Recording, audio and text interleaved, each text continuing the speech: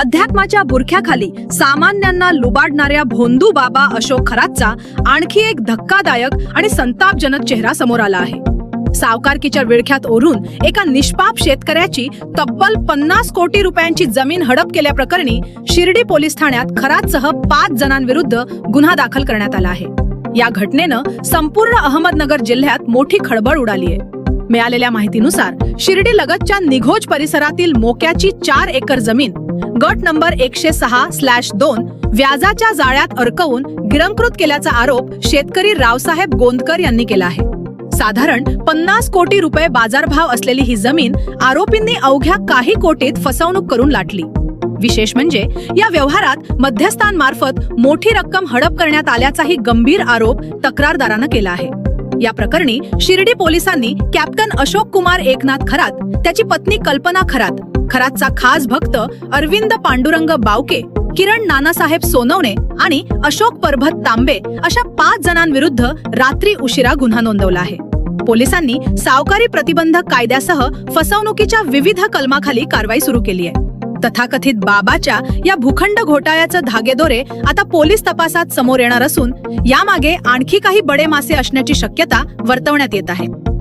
आज पहाटे Shirdi police station या ठिकाणी अशोक खरात, त्याचप्रमाणे त्याची पत्नी व अन्य 3 आरोपींविरुद्ध शिर्डी शहरालगत असणाऱ्या जमिनीच्या बेकायदेशीर खरेदी प्रकरणाबाबत गुन्हा दाखल करण्यात आलेला आहे। हा गुन्हा महाराष्ट्र सावकारी अधिनियम कलम 39, त्याचप्रमाणे BNHच्या अंतर्गत फसवणूक अंतर्गत येणाऱ्या कलमाखाली आपण दाखल केलेला आहे। यामध्ये 2 आरोपींना अटक देखील करण्यात आलेली आहे। त्या दोघांनाही आज रोजी कोर्टापुढे हजर केलेलं आहे। त्यांची 3 दिवसांची पोलीस कोठडी देखील मंजूर झालेली आहे आणि या गुन्ह्याचा जो काही सविस्तर तपास आहे तो शिर्डी पोलीस स्टेशन या ठिकाणी सुरू आहे। यामध्ये जे काही पैशांचे व्यवहार झालेले आहेत ते यातील जो तक्रारदार आहे त्याला सावकारकीच्या नात्यानं दिले होते। एक मोठा व्याजदरानं हे पैसे दिलेले होते आणि त्याच्या बदल्यात ही जमिनीची खरेदी करून घेतलेली आहे, अशा तऱ्हेचा हा गुन्हा आहे।